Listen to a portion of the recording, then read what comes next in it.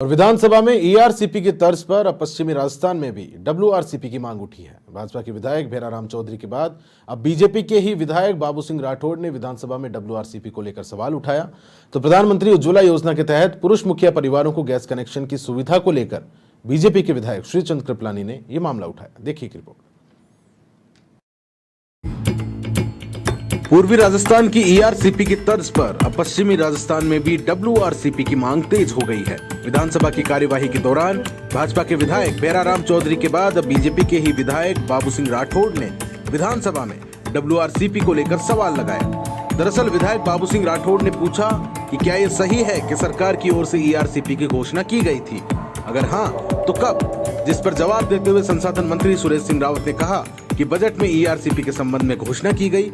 राजस्थान का पानी बहकर पाकिस्तान चला जाता है, उसको रोकने के लिए काम किया जा रहा है। माही नदी से पश्चिमी परियोजना की डीपीआर बनाने के निर्देश दिए गए। मंत्री के जवाब पर विधायक बाबू सिंह राठौड़ ने कहा कि समय रहते डब्ल्यूआरसीपी की योजना नहीं आती है तो मारवाड़ के लोग आंदोलन करेंगे।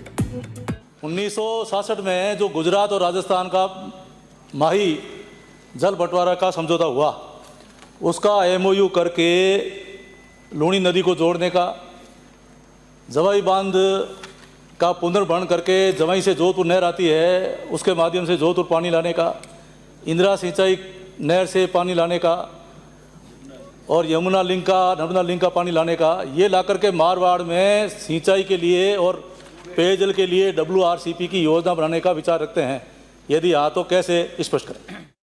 ईआरसीपी से संबंधित घोषणाएं की गई खंड के वर्ष 2023 की बजट घोषणा दिनांक 10/2/2023 संख्या पैरा संख्या 173.1 परिशिष्ट ऐप पर संकलन है, जिनके क्रम में माही नदी को लूणी नदी से जोड़ने हेतु पश्चिमी राजस्थान नहर योजना की डीपीआर बनाए जाने हेतु मेसर्स वेबकोस लिमिटेड को परियोजना की फिजिबिलिटी रिपोर्ट बनाने के कार्यादेश दिए गए हैं।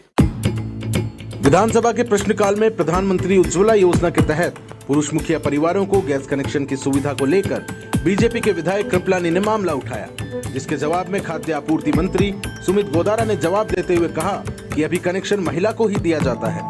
इसके बाद विधायक कृपलानी ने पूरक सवाल करते हुए कहा कि गैस कनेक्शन के लिए पुरुष मुखिया को लेकर सरकार क्या मंशा रखती है या नहीं रखती है।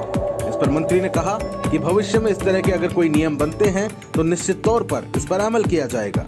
वहीं किसान सम्मान निधि को लेकर कांग्रेस विधायक मनीष यादव ने सवाल पूछा।